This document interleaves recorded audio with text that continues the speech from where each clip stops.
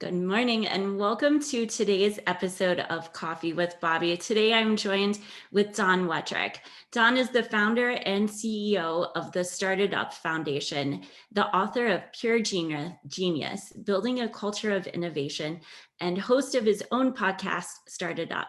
The STARTedUP Foundation promotes innovation and entrepreneurial thinking for K through 12 students and also runs Innovate WithIN, the state of Indiana innovation and entrepreneurship pitch competition. Welcome to the show today, Don. Thank you so much for joining us. Hey, Bobbi. Good morning. Morning. So what's been happening in your world lately? Oh boy. Gosh, in some ways, what's been happening in the last 72 hours? Yeah, it's nutty. I like you said, I run Innovate WithIN. And that in and of itself is an interesting story. So I had this very strange class in Noblesville called Innovation and Open Source Learning. And the class kind of got a reputation for innovation and things of this nature. And so the state of Indiana really wanted to come out of the box strong and have a pitch competition. If you don't know what a pitch competition is, no, it's not baseball. It is like a Shark Tank. Except I wanted to be different than Shark Tank. I wanted it to be able to, I don't have a good idea. We wanted to work with some of the top teams in the state and coach them and get them to, like really give it a try. And so eventually the state was like, hey, yeah, run with it. And so this is the first year that we're kind of running it on our own. We have 9 university sponsors, but now we have 11 university scholarships. But it's just been exciting because colleges are starting to see more and more that we need innovators, not just good grades. I mean, don't get me wrong. I like it when kids get good grades.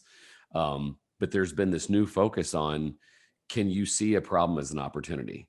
Can you come up with solutions instead of just complain about it on Twitter? That kind of thing. And just in the last few days, even, we've had some other colleges say, okay, this is what we want to bring to the table. As is, the prize package was already biggest in the country. The first place team gets about a $23,000 to $25,000 prize package. That's $10,000 cash, $10,000 college, and then a travel experience valued anywhere between $3,000 and $5,000, depending on where we go.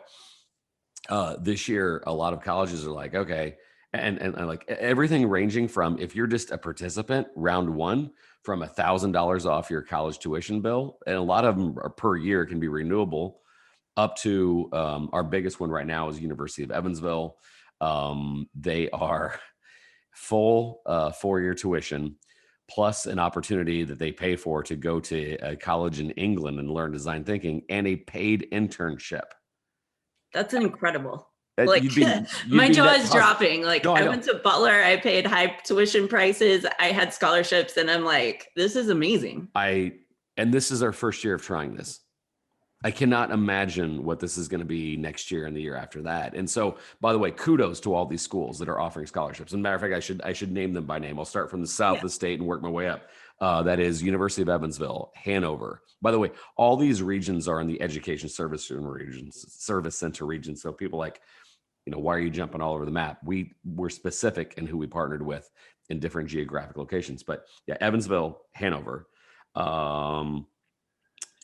St. Mary's of the Woods, ironically, Marion, Earlham, Purdue, Purdue Northwest, Notre Dame, IUPUI, Ivy Tech, and Purdue Fort Wayne. That is amazing. Like, I know tuition costs are on the rise. I know a lot of kids and parents, even my youngest sister is still a sophomore in high school, and one is down in IU Bloomington. And luckily she has a full ride, but tuition costs are like through the roof. And when you bring that innovative thinking and opportunity into it, and schools are willing to partner, like it's a perfect mix. Well, and what I'm really going for is that I'm trying to get schools to see that you should be recruiting these kids just the same way you would be recruiting a 7-1 center on a basketball team or a left guard. I mean, like, some of these students are actually, some of them are already running their own business. And actually, some of them don't want to go to college because they're already doing it like well. But I'm hoping these colleges covet these kids because these are the change makers. And make no mistake about it, one of the things that we're doing is we're trying to show them that the grass is green, but it's not greener. Like Indiana is going to go out of our way to support you and keep you, because the old way of doing business was trying to steal companies to say, hey, we're cheaper than doing business in your state. Well, mm, that's a tough sell. Like training up talent and identifying that talent and then keeping that talent is kind of where it's at. And so we have some top students in this country. And so where do they go? A lot of times they do go to some of our state schools, Purdue, IU, Notre Dame, Ball State, Indiana State, like the usual suspects that we always think of. But now all of a sudden, like we're starting to take a look at what like Earlham's doing, what U of E is doing. They're producing actually a lot of entrepreneurial talent. And if we can show them that, hey, like we'll support you, that's a huge game changer. And so the state is 100% behind this. The students, if they go on to just the regional round, they're going to meet with their small business development center. And I think this is what gets me excited. There's adults that don't know about the SBDC centers. Like literally the state spends money to help you be successful. And so we know statistically, factually, that if you're 17 and all of a sudden you discover the ecosystem in Jasper, Indiana, or in Rushville, or in Indianapolis, or in South Bend, or wherever, if you discover that there is support there for you, and quite frankly, the cost of doing business is good, and you start knowing who the town players are, who is on your small business, team, who is on your city council, who is on and you can discover this at age 15, 16, 17, you're going to stay. You're going to stay, and you're going to, and these are the kids that are going to be, your little league sponsors. They're going to be on your chamber of commerce. They're going to be leaders. And I think that's also the last thing I'll say before I'll stop rambling is that this is a leadership component as well. We want students to see problems as opportunities. Get off the endless scroll of your life sucks. No, it doesn't. Things out there are terrible and I can never get ahead in this world. That's BS. You can. And I want to see kids see that difference and begin to learn how to build and scale and learn how to form a team. I love that because, my whole message is on positivity and connecting with people and talking to everybody. Like I've done it for years, and that's how the network builds. And not only just at a networking level, but also like you become partners with people, you learn about other people's businesses and lives, and you never know who you're going to meet. And when you instill this in kids at age 15, 16, 17, like they are set for life. Like when you embody this, like it is theirs. So kudos to your team of like seeing, this is what not only kids need in the state of Indiana, but across the board. Yeah. I mean, we've already got some interest from 2 other states in replicating this. And so I'm excited, but I'm also excited because, and just the name Innovate WithIN, it's got a capital IN, right? But Innovate WithIN is metaphorical, and it can, go across state lines for sure. But I also like the fact that it's based here. I was born here in 72 and really do like it. I've traveled I've been to 49 of the 50 and I love it here and want to create more of an ecosystem. And quite frankly, and maybe it's because I'm not overly tall or attractive that I'm kind of chippy. Like this whole, innovation comes out of San Francisco and Boston. Oh, stop it. I take great pride in the fact that Hoosier kids are like, I invented this stuff. I came up with this. And then quite frankly, that shock, actually one of my most pivotal moments, and if you're into marketing, you'll know who this guy is. But in the first year, we took some students out, and that year was to New York City. And we had a half day with Seth Godin, which for anybody that's understanding in the marketing world, Seth Godin is kind of what Mark Cuban is to entrepreneurship. Seth is the face of it. And so he was going around the table asking the students what their pitch was, what the product, app, service, event was.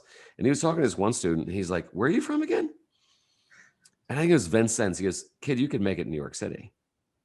And I like that because it shows the students that sometimes we discount what we do because we're in the Hoosier state. If you're not from California, Texas, Massachusetts, New York, maybe Washington, then you're not quite as innovative. Well, you are. And I dig that more than anything. Matter of fact, one time we even got questioned, like, why are you taking students to other states? Like, why are you taking the top 10 teams to other states? I'm like, this is why you travel. I Right. love traveling and saying, I like what they're doing here. Like I got so many cool ideas once from Rapid City, South Dakota. And I was like, we should do some of that there in Indianapolis. So, yeah, I get all excited. Sorry, I'm rambling, Bobbi. No, it's good. It's good. We have coffee conversation. I love it. But I love traveling. I was in marketing for years. And, when you bring kids into this world of, this is what's possible. And when they hear from one of the top marketing people and the whole entire ecosystem of marketing, Yeah. for those people who don't know, Seth Godin, his blog He's, posts are 3 sentences long, or 5, and they literally make your mind spin, and you're like, this is genius. yeah, he literally was the godfather of internet marketing. He's, 10, 15 books out there. Yeah. And then the thing I really loved about these kids is they knew that Seth was a big deal. And these are the kind of kids that we're either starting to reach or we convert. I run a once a month digital chapter for kids across the country now. It used to be in person, but because of COVID. Mm-hmm. But I put this on Facebook last night. We nail it down today, fingers crossed, but I think I have David Sachs joining us next. For those of you that don't know David Sachs, you will hear in the next couple of weeks. Their podcast just went from obscurity to number 11 in the world. David Sachs started a company called PayPal with a guy named Elon Musk. Elon Musk counted on this guy to be the operations officer. David Sachs is a genius. I want more kids to talk about David Sachs, Sheryl Sandberg, the way they talk about Kim and Kanye. I want more kids to say, did you hear what Tim Ferriss is coming up with? Then could you believe that the celebrity gossip, divorce, blah, blah, blah, awfulness? Right. So, yeah, I want kids to know who Seth Godin is, right? And that's what I loved. I've watched you for a few years, like when you were down in Franklin and some of my friends were in your classes. And then when you moved up to Noblesville, I had friends as teachers up there. But you really tell kids and students, and now your mentees who are in this program, anything is possible. You just have to ask. The options are endless, and that goes for anybody. However old you are, don't be afraid to ask. Yeah, the worst thing you can get is just to not a reply back. Right. No, I don't have time. Okay, moving on. Well, and you can keep this is a terrible story, but good one. Tim Ferriss, I'd ask my kid, again, the class was called Innovation and Open Source Learning. The open source learning is, who do you want to learn from? And so sometimes I was lucky and blessed enough to have a blue check mark on Twitter. So sometimes that blue check mark got us attention. So when we'd ask people, we asked Ninja one time to peek into the class, and things went viral because at the time he was a video game streamer. He still is, but we just asked and he did. We were trying to get at Tim Ferriss and there was just no reply. 2 of my girls in my class were like, I got an idea. Tweet him, except take a picture of us looking really sad and say, hey, at T Ferriss, you're disappointing all of our kids. And it worked. So he'd ignored me for a good solid 2 months. And so these girls were making this sad face post. And I was like, hey man, you're all my kids were really counting on talking to you. And so he responds back, haha, you got me. Follows me, DMs me, which again, so many people, a decent amount of people on your show right now do not know who Tim Ferriss is. I promise you, it's a big deal to the entrepreneurial community. And so, just like that, he didn't respond for a month. That's fine. That's cool. Yeah, we found a way around it. And the same thing, like the challenge we have right now for kids is that, I'm telling them, identify who the change makers are. Like watch NBC's Making a Difference, do a little research, who's doing some amazing things that they're not celebrities, but they're doing cool things. Reach out to them.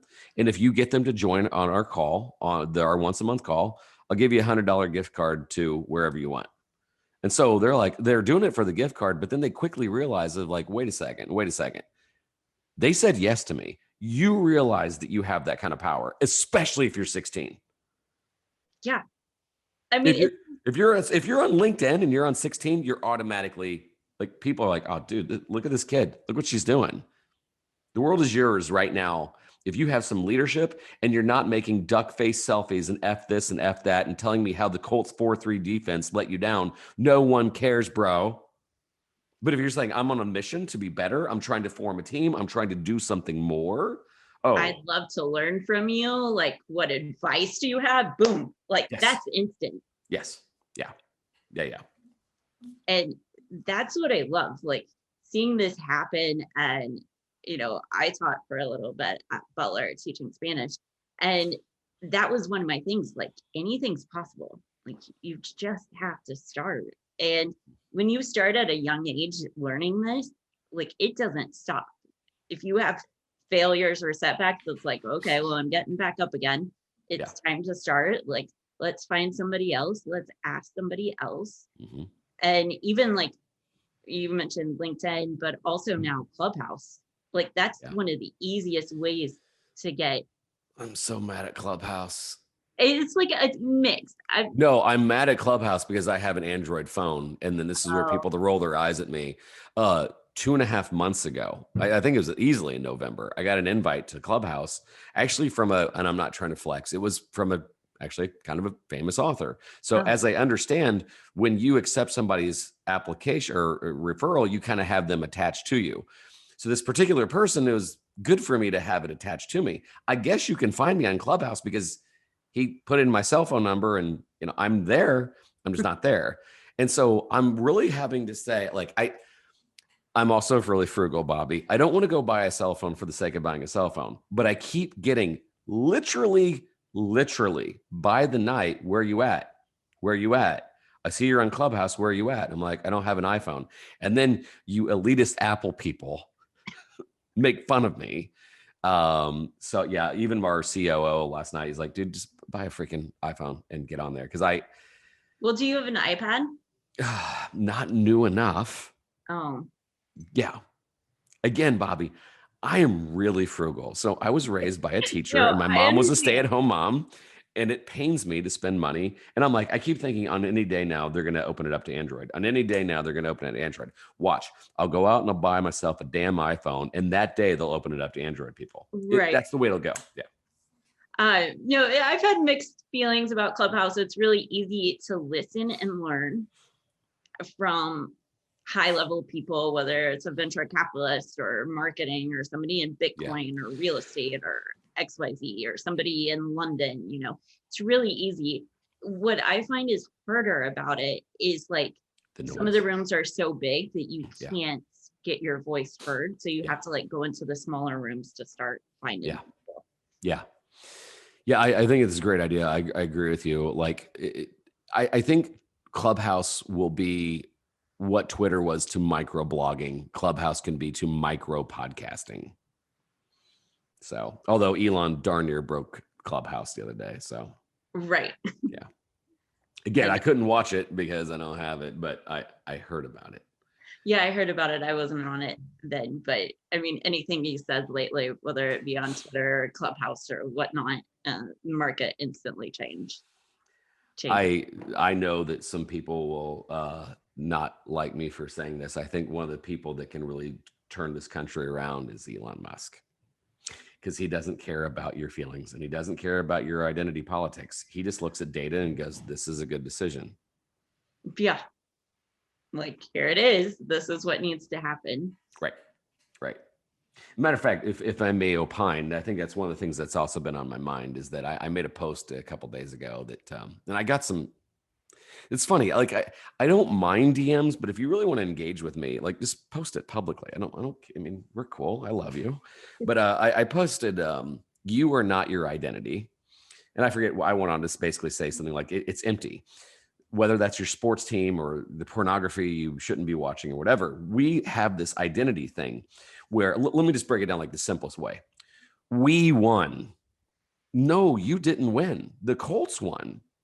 Heck, I remember the first time the Colts won the Super Bowl, and I was like, the next morning, I was like, I didn't get a Colts check.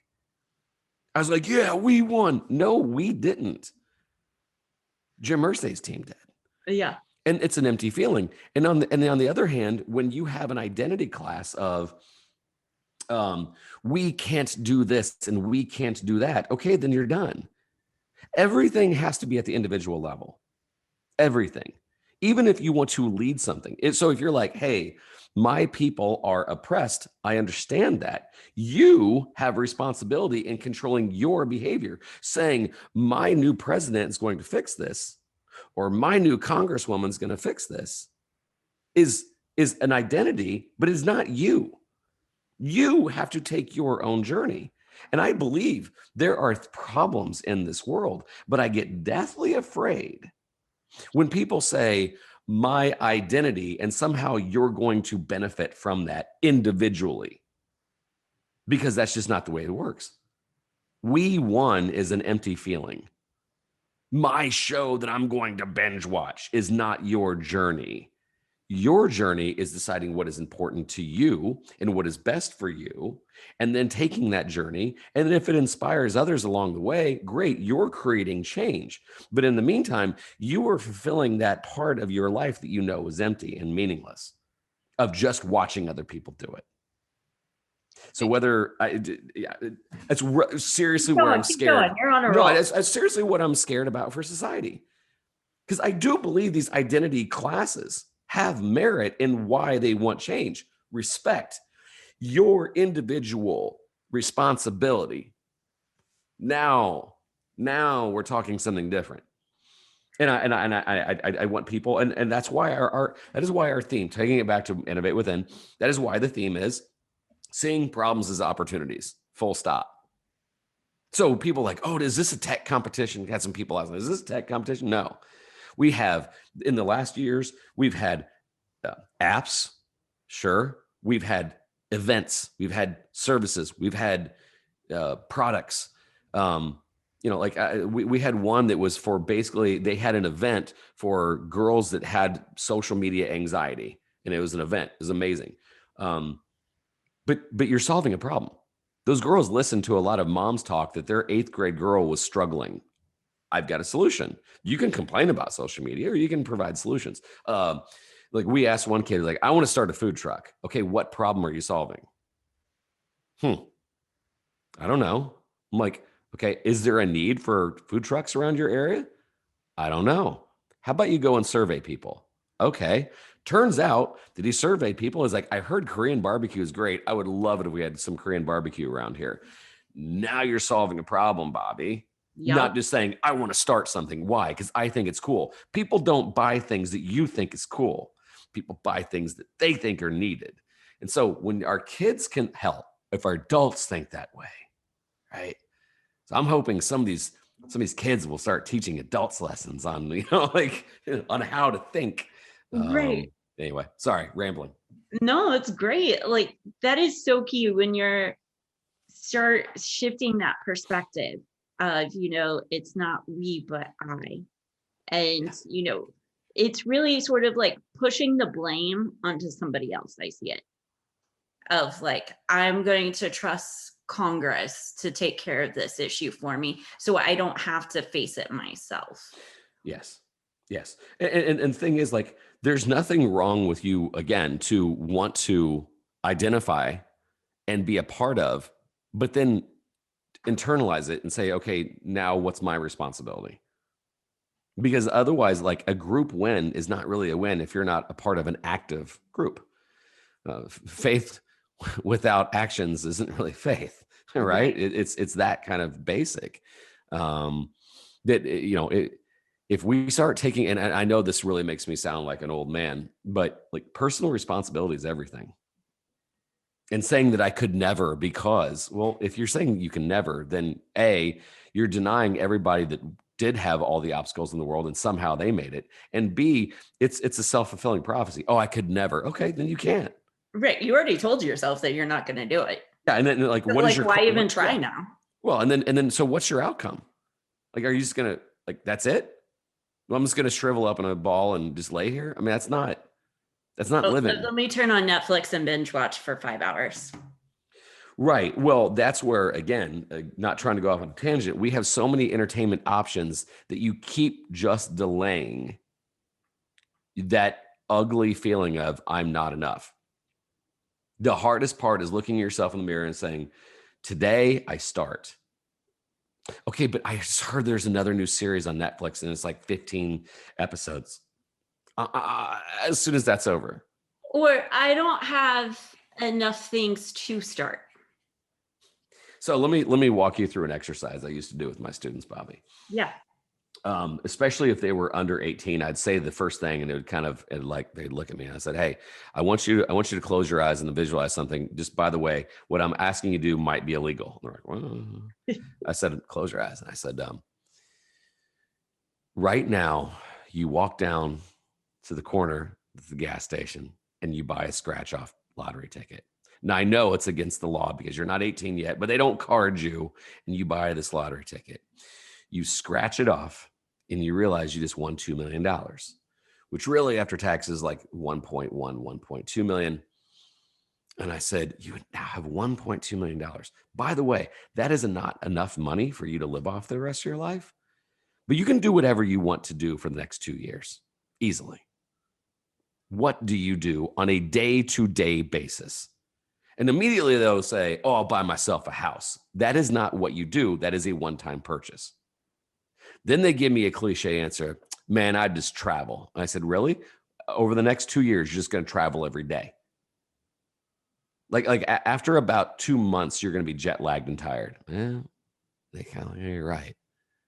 I said, "What do you do on a day-to-day basis?" "Oh, I'd invest it." I'm by the way, I'm giving you all the excuses they don't want to think about. "I'd invest it." Okay, you've invested your money. Now, what do you do on a day-to-day basis? Man. And then they start thinking about what is important to them if money weren't an issue. And what 90% of most people come up with were, I just want to help people. And you know who they usually describe who they want to help? Themselves. Mm-hmm. I talked to a student that he was telling me before this conversation that he was overlooked. He felt like he was invisible, that he had a purpose, just the world didn't see it yet. He told me that a week before. So I'm guiding him through this. And he said, I think I just want to help people. I said, "Really? Like how do you want to help?" Now they start identifying with their talents. And he goes, "You know what? I'm really good at talking to shy people that feel overlooked. I think maybe if money weren't, I know that counselors don't get paid a lot, but I think maybe I just want to be a counselor. I mean, if I got this money's not going to be a problem. I think I just want to help kids that feel overlooked and underappreciated." And then finally I told him, I'm like, "Jason, you just described yourself." Mm-hmm. He's like, wow, that journey that he wanted to take was a journey to help himself. And I think that if more people understand that, they visualize like, okay, if money weren't an issue, what would I want to do? Because I know a lot of people that are making very good money and they do not like their lives. I can attest to this. Yeah. Golden handcuffs. So I like that visualization because it immediately gets them to think, okay, and that journey that you must take for real fulfillment. And this goes for anybody. Like, you don't have to be a 15-year-old, 17-year-old doing this. Right. You could be 55 years old right now and not enjoying your life and feel like you could be doing more, or 33. It doesn't matter your age. Like, this is something that we all need to do to find out, maybe you feel like your purpose isn't there, or you have a purpose, like you said, and you just don't see it. But when you break it down to like, what problems are you having? How can you solve it? Yeah. That's at its core. That's what business is. That's how we find our purpose. It's how we connect with others. Mm-hmm. And it's just taking that time to, Yeah. an hour to like focus on it. Again, one of the reasons why I liked that class that we had, that was your hour. That was your hour. And if you wanted to, if that's what you wanted to work on, if that's what you wanted to pursue, that was your time. And I think that was powerful. Definitely, because especially for students, it's very scheduled time wise, whether from one class to another, and then you have homework, then you have sports or music, and then come home, eat dinner, do more homework, go to more practices, and then do it all over again. And there's not as much value or importance placed on, like, here is your time, do as you wish. Yeah. Yeah. Yeah. Again, I just, whether you're a 17-year-old or a, 45-year-old, I just really enjoy all of a sudden people imagining themselves and taking that journey. For those of you that geek out on Star Wars, really one of the inspirations behind that was among my, I don't really want to call him a writer. What would I call him? Anyway, Joseph Campbell is among my favorite persons ever. And Joseph Campbell was there as, and really was the muse for George Lucas, but it's the hero's journey. It's the archetype that is in everything you see. And if you ever look up hero's journey, and they kind of a lot of times will break it on a clock, but that call to action, that realizing that something else is out there. It's Star Wars. It's Kung Fu Panda. It's Jesus. Yeah. It is like somebody knows that there's something else out there, and they have to leave their old world behind, and it is terrible and it is uncomfortable. And they usually find Yoda. They usually find something to get them through that. And then they have to go through a rebirth. That person you used to be isn't you anymore. The trials and tribulations make it. So if you want to lead a very comfortable life, I understand it's human nature. We like food and we like shelter. But people that truly live, right? Those people almost want to go through the pain because they know that they're through that sacrifice, there's something much, much greater.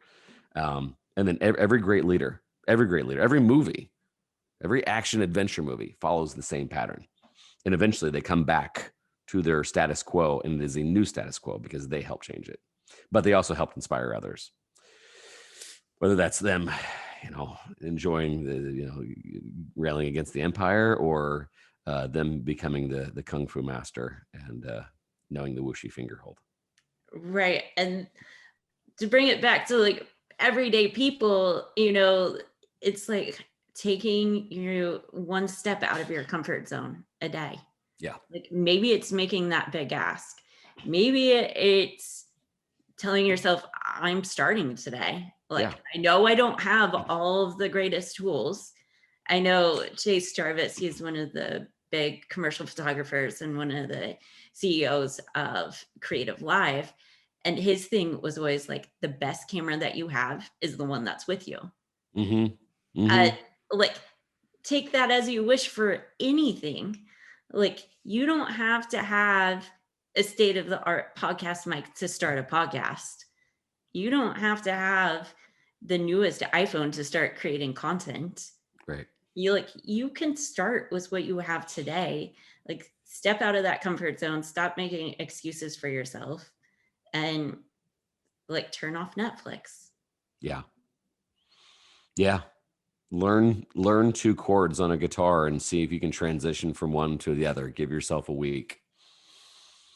Yeah. It's just whatever it is that's singing to your soul, the journey begins today. If you wanted to. Or you can say, not quite yet. Let me, and like, I'm not throwing any sort of disparity at anybody that likes, I kind of am.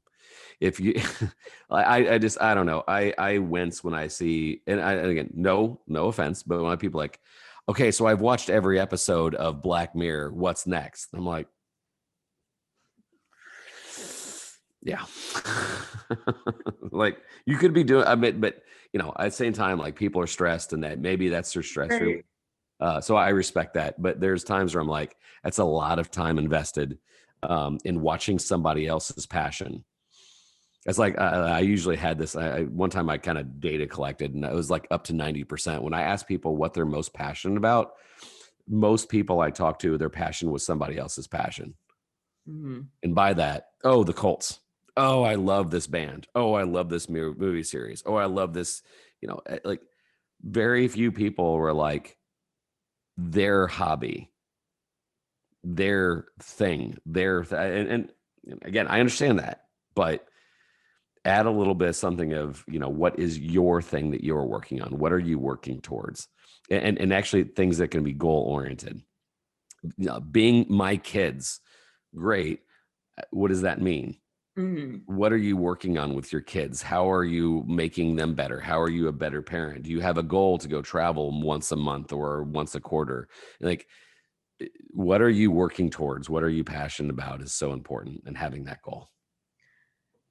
I 100% agree. Anybody who knows me is like, don't ask her any questions about pop culture. She does not know it. Don't have her sit through a movie late at night because I'll probably fall asleep. Like, or I'll get disinterested in it and my mind's working on something else creatively. Yeah. And, I'm right there with you. Like, I'm not going to binge watch a show. Like, yeah, some days it's nice to watch a couple hours of Chef's Table and like see where the creativity goes. But Yeah. to like just sit there and wallow saying my life is But awful. right. But if you are a binge watcher, like confess your sins now and move and like have some balance, man. Like I like respect if you love Netflix and you like finding new series. Just 20% time is like a lot of times people say that, the class that I started was kind of based on that. 20% of your week should be dedicated towards your thing. And that's a little bit healthier balance as opposed to, work and then Netflix. So enough about Netflix. My tangent is We're over. not bashing Netflix here for all those Netflix lovers. But you're so right. Like if you allocate 20% of your time to doing something that you love and something that you want to start or progress upon, anything in life, whether it's health and wellness and living a healthy lifestyle or cooking or, Yeah. any goal that you have. We're not talking like 100% business or hobbies, like any aspect. If you allocate time to it, you can do it. Yeah. Yeah. Oh, I love this. So what's been one of the biggest hurdles for you with having the Started Up Foundation? Being a nonprofit during a pandemic.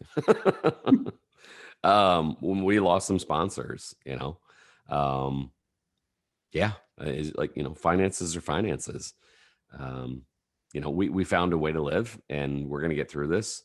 Um, well, it's like, and in some ways it's, this is the exact opposite. Like I once, back in I think it was the mid 2000s, houses just weren't moving. The realtors that lived through that, on the other end, they were all of a sudden the ones that had all the cred and they got out on the other side. Right now, houses are flying off the shelf. So to be a realtor isn't quite as difficult when times are lean and you can survive. So I think that the fact that we can survive this on the other end, it's going to be very good for us. And then now, quite honestly, the partnerships we're making with all these universities, it's been going a lot better. But man, was it? And by no means are we out of the woods yet. We're not out of the woods. But that was the hardest part. Any nonprofit in the first 2 to 3 years, you have to establish relationships. You have to establish trust. It's just hard, man. It's just really hard. Harder than I assumed. This wasn't my jam. Taught for 21 years. Thought this would be easy. Thought people would, oh, I love what you're doing. Here's money. Yeah. Let me cut you a check right now. Right. Yeah. A, not the case. And B, some people that might have just aren't because they're not sure if they're going to have a job. Like it's tough out there right now. So, that was the hardest part for sure. Yeah, definitely with times right now. Granted, there are companies that still have money to allocate and individuals.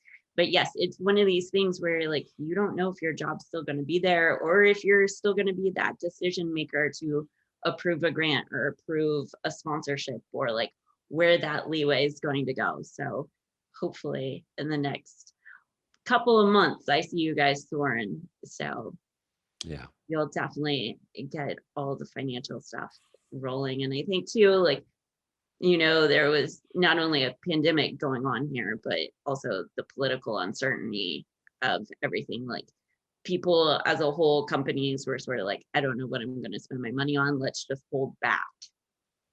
Yeah. Yeah. It's, man, are we going to look back on this year and have a sigh of relief, maybe a sigh of regret? Maybe, I mean, just no matter what, do you remember what you were doing in March of 2016? No, you do not.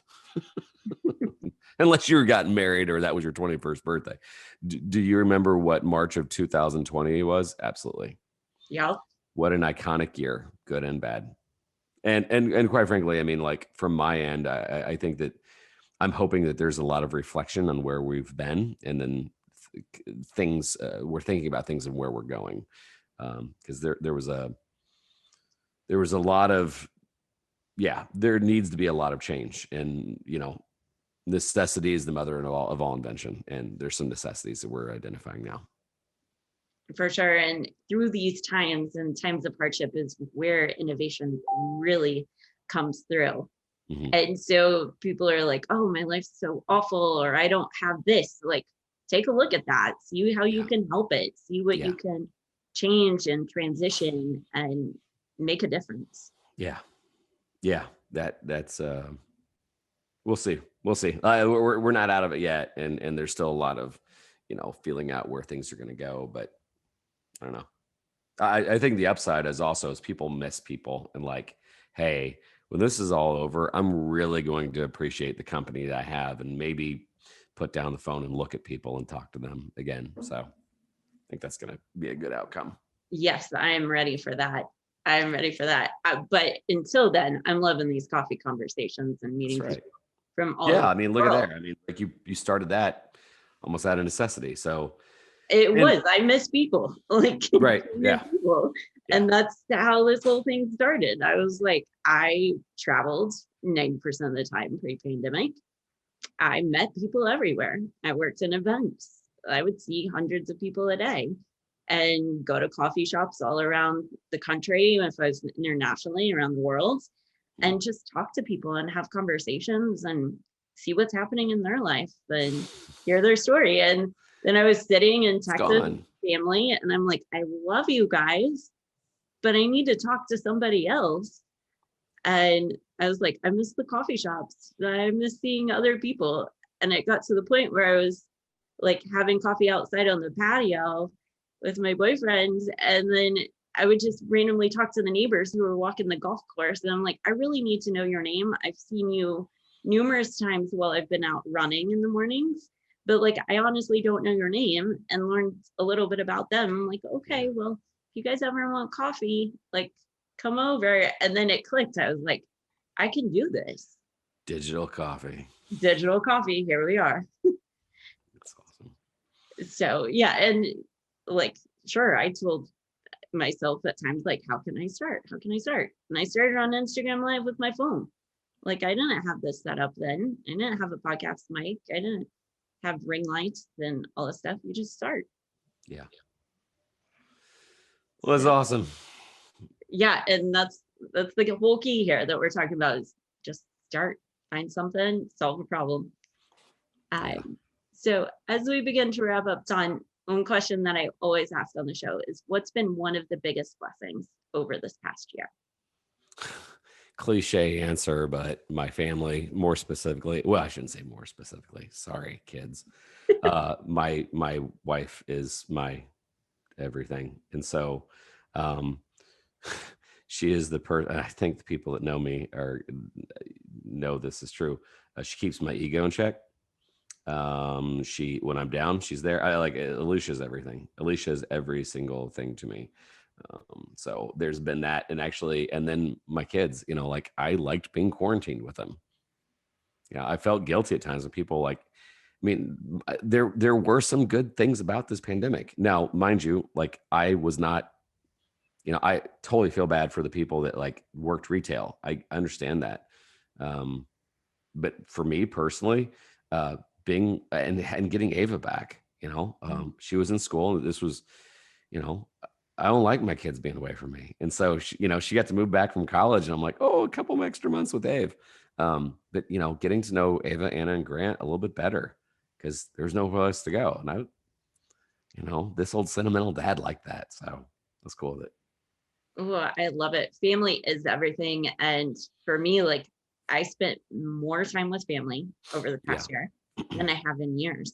And it's been incredible. Like made it to birthday parties, even if it was like small gatherings, like hung out with nieces and nephews, watched them for days, like, the pool parties, the hanging out with my brother and morning workouts, like those things matter.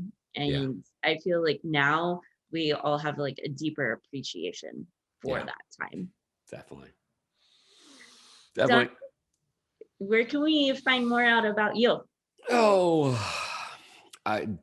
against my better judgment, I'm back on Twitter more. I took a long time off just because I just got tired of it. So on Twitter at Don Wettrick, LinkedIn, same thing, Don Wettrick. The STARTedUP Foundation, actually, this Innovate WithIN right now is where we're sending a lot of people. So that's innovatewithin.org. That's WithIN, WITHIN. If you want to know more about the foundation, that's startedupfoundation.org. And then, I've got a podcast where I interview interesting people. That's also Start Ed Up. Anywhere you can find podcasts, iHeartRadio, iTunes, Stitcher, Google, all that stuff. Awesome. Well, I'll make sure to add this to the caption, into the comments, wherever you're watching it, show notes, listening, you can find all information to connect with Don there. Don, thank you so much for sharing your knowledge on innovation and what you're doing with, K through 12 students and in specificity high school age students. And this has been a lesson for anybody, of all ages today to just start. So thank you so much for coming on. Yeah, appreciate being on the show, Bobbi. Sincerely. Wonderful. Well, to everybody who's watching today, I encourage you to spend a little extra time on yourself today. Maybe it's doing one of your hobbies. Maybe it's starting something that you've kept telling yourself not to do, but get out there and start. This has been an episode of Coffee with Bobbi with Don Wettrick. Take care. Enjoy, guys. See ya.